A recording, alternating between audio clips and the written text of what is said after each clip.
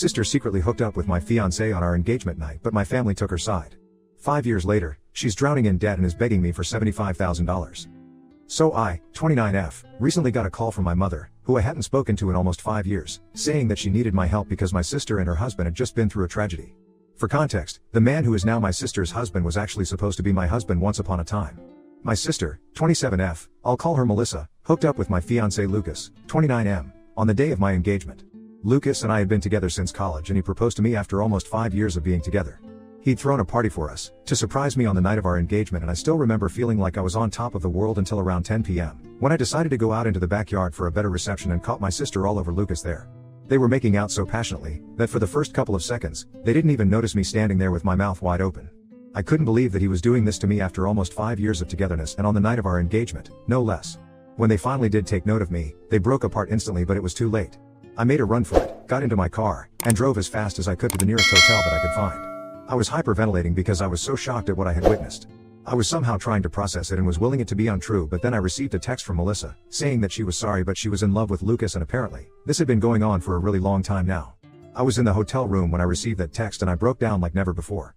After Melissa, Lucas texted me pretty much the same thing and said that he had only proposed because he felt that if he committed to me, then he would be able to push Melissa out of his head. Obviously, that hadn't worked and it made him want Melissa even more. He told me that it wasn't about me, but this was about them and they just knew that they were meant to be. I was just a placeholder in the way for Lucas to finally meet Melissa. I stayed at the hotel for a couple of days and tried to put my act together because I was still feeling crazy and trying to force myself to believe that this was just a cruel prank that life was playing on me. After almost 4 days, I finally went back home. Because I did need to collect my stuff and rejoin work if I didn't want to get fired. When I showed up at home, I realized that my family had been living with Lucas under the same roof, waiting for me to come back. It would almost be touching, had it not been for the circumstances under which I left. Everybody had been trying to text me and get me to respond relentlessly after I disappeared, but I hadn't replied to a single one of those texts. So needless to say, there was a lot of chaos when I finally came back and everybody made it a point to hug me and tell me how glad they were to see me. Even Melissa had the audacity to come to me and give me a giant hug with tears in her eyes when she saw me. I was too disoriented to even react to that and just stood there like a silent statue while everyone clamored around me. Then finally, once everybody had calmed down, I cleared my throat and told them that I was back only to take my things and move out for good. Lucas had just been standing there without a word up until that point.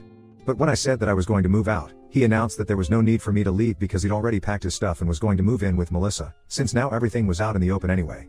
My family, my parents and my aunt, my dad's younger sister who has lived in the same house ever since her husband passed away, actually had wide smiles on their faces even though there was nothing to smile about, at least not according to me.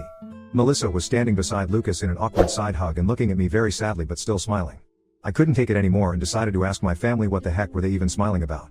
Because as far as I was concerned, Melissa had just broken up my engagement and stolen my boyfriend of almost 5 years. There was really nothing very funny or sweet about this. My mother chose to speak up at that point and told me that they couldn't go back in time and change the past, but they could accept the future. And they knew that the future had Melissa and Lucas together in it. Granted, it was a relationship that had formed out of cheating and they did feel sorry about it, but they also wanted me to understand and accept that this was for the best. Melissa said that she was very sorry for taking my boyfriend away from me, but she couldn't help falling in love with him. She wished that she could have told me earlier and I didn't have to find out this way. But apparently, they were madly in love and wanted to spend their lives with each other. Then the two of them kissed right in front of me and my mother had the audacity to even wipe a tear from her eye. I snapped and told them that this wasn't supposed to be sentimental or emotional and that what they were doing was disgusting. To my surprise, my family seemed to get annoyed with my behavior and told me that I was being too bratty about the situation. Instead of being happy for my sister, I was making this all about myself and they didn't approve of my behavior. I was stunned by their attitude about this and told them all to get the heck out of my house that very moment. I couldn't, for the life of me, understand how they were defending what Melissa and Lucas had done while making me out to be the bad guy and act as though I was overreacting. My father intervened and told me not to act like a child because these things happen and I should take it in my stride. He wanted me to celebrate that my sister had finally found her soulmate, instead of being jealous of her. They were literally all acting insane and I couldn't deal with it anymore, so I just said screw it, went into my room, packed some of my things, and left yet again without even speaking to them or waiting to hear them out even as they called out my name and told me not to go. I really didn't have anything left to say to them because it was very clear to me that they cared more about Melissa and her happiness than about me, or even about what was right and wrong. They were so caught up in trying to justify what Melissa had done, that they completely forgot that I was also a human being, with real feelings as well. After that day, my family tried to contact me several times but I never responded to them because I didn't think that I owed it to them. A couple of weeks later, I even received an invitation to Melissa and Lucas' wedding which I declined, obviously. All the common friends that Lucas and I had also declined the wedding invitation in solidarity with me. And even a couple of relatives who knew the truth refused to interact with my family after they learned how they had treated me in the aftermath of the party. It's been 5 years and I've pretty much cut them out of my life entirely. They occasionally tried to weasel their way back into my life by wishing me on my birthday or New Year, but I always ignored them. I never even blocked any of them, even though I did remove them from my following and friend lists. But since I have a public account, they could see what I was up to. Which is what I wanted. I wanted them to see, and I wanted them to know that I was leading a fabulous life and keep burning with jealousy. It was petty, but it was the least I could do after how they screwed me over. And up until recently, I barely even had a clue of what they've been up to in the last couple of years. My mother called me about 4 days ago from a number that I didn't have saved. When I answered the call and realized that it was my mom on the other end, I immediately tried to hang up, but she begged me desperately for one chance to talk to me because apparently, they were in dire need of help. And I agreed to talk to her for just a couple of minutes, but only because she sounded so upset and my humanity didn't allow me to turn my back on her at that moment. She told me that Melissa and Lucas had started a business of their own a couple of years ago, but it was failing badly and their investors were all backing out because they were failing to make any profit at all. So they borrowed more money, but even that didn't help their business, and now, they were neck deep in debt and the loan sharks were all after them. They were being hounded by everyone from their employees to their investors and the people they had borrowed money from. My mother knew that I lived a luxurious lifestyle and could afford to help them out, so she had turned to me as a last resort and was begging me to help them out by loaning them some money so they could pay off their debts. And it was no small amount either that she was asking me for. It was almost $75,000 that she wanted me to give her so she could help Melissa and Lucas out. I asked her why wasn't Melissa calling me if she needed help, and why was she making my mother speak to me on her behalf. So my mother told me that Melissa and Lucas didn't even know that she was coming to me for help, as they had given her strict instructions not to approach me. Because I guess we all still remember exactly what happened 5 years ago. Melissa didn't want me to know any of this and wasn't ready to take help from me, but my mother didn't know anybody else who would have that kind of money and would give it to them at the drop of a hat. A couple of months had already passed and Melissa and Lucas were struggling to even put food on the table. My parents were helping them all they could, and even Lucas' family were trying to give them all that they possibly could, but it was just not enough. And even they had to be able to support themselves in the future. So it was impossible for them to just give away all the money that they'd saved over the years. Especially because most of my family was retired and so were Lucas' parents. And that's why my mother, with no other options left, had called me to request me for help. Now, I could afford to help them out. But I really didn't want to. Melissa was right for not contacting me to ask for help. They'd lost the right to make any demands from me the day that they cheated on me. I told my mother that I couldn't help them, and even if I could, I wouldn't. My mother sounded very upset and told me that I was being cruel and that I needed to think about my family. I told her that Melissa and Lucas hadn't thought about me when they had that affair, and neither did my family think about me while they were supporting the two of them. So right now there was no need for me to think about them either. I'd worked hard to get to the position where I am today, and I wasn't about to just go and drop $75,000 on two people who didn't even deserve it. My mother then began to cry on the phone and told me that she had never expected me to grow up to be so selfish, and claimed that my sister and her husband would end up in big trouble if I didn't help them out. I said that it was just too bad, but I couldn't help them. And then I hung up. Since then, my mother has been sending me several texts every hour, begging me to reconsider and think about my sister for once. She said that this was not the time for petty revenge and that the trouble that Melissa was in was very serious, so if I didn't help her now, I really would regret it in the future. She's being crazy, and I don't understand what to say to her because I don't want to feel like the bad guy here either. Ida for not helping my sister out financially after she stole my fiance 5 years ago? Update 1. So I finally blocked my family. I hadn't done that earlier because A, I wanted them to see what I was up to and feel jealous of me. And B, because I thought that cutting them off entirely could be something that I would regret, in case something bad were to happen to them, but I don't really care now. I should have removed them 5 years ago. I don't understand why I even kept them around for so long. That is what was petty of me. Refusing to help my sister out now isn't petty, it's just the logical thing to do. They'd already wasted tons and tons of money, and I'm sure that even if I give them the money right now, they won't be able to repay it. And $75,000 is a pretty big amount, so I might be well off, but that doesn't mean I can just drop that sort of money and not expect it back. If this was a close friend of mine who I was helping, I still would expect that money back. And here, these are neither people who are close to me nor my loved ones, nor can I expect them to pay me back. So there's really no reason for me to help them out. It's as simple as that. I told a couple of my friends about this too, to get their opinion on it, and they agreed that I'd done the right thing by refusing to give them the money. Not even out of a feeling of revenge, but mostly because it was completely impractical and stupid to even expect me to help them when they were the ones who had screwed me over in the past. But anyway, my mother is blocked now and she can't contact me to guilt trip me anymore, so I have nothing to worry about. Update 2. Hi, guys. So something really big happened today. I was at work when I received a call from my neighbor, saying that there was a couple outside of my house who were screaming for me to come out and talk to them. My neighbor told me that they seemed pretty crazy and had been screaming at the door for about an hour, refusing to leave. I asked her for a description of them, but in my heart, I already knew who it was. She told me how they looked, and it just confirmed that I was indeed going to run into Melissa and Lucas when I got back home. My neighbor told me that I needed to come back and deal with this because she didn't think that these two were up to any good. And I agreed when it was Melissa and Lucas that we were talking about, they could never be up to any good. So I thanked her and started driving back home immediately because I couldn't risk them getting into my house at any cost.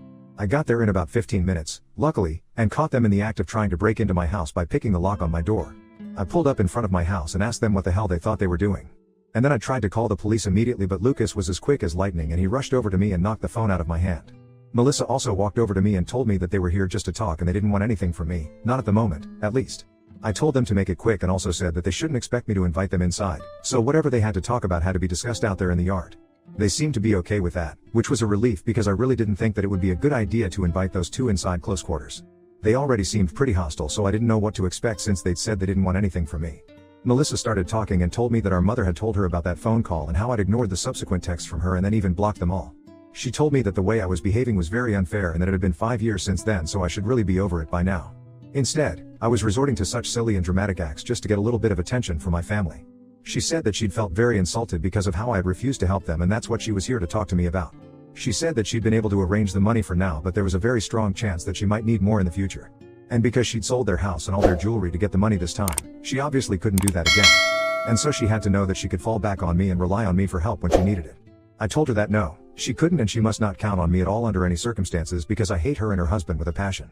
I was so angry that I also told her that it was taking me a lot of restraint to not hit her at the moment, so it would be in their best interest to just leave.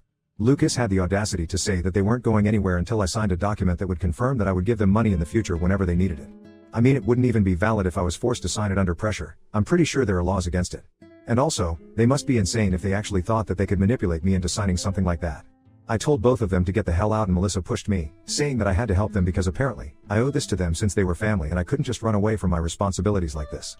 I was shocked that she'd actually pushed me and I was about to slap her, but I controlled the urge to do that because things would only get worse if I got violent.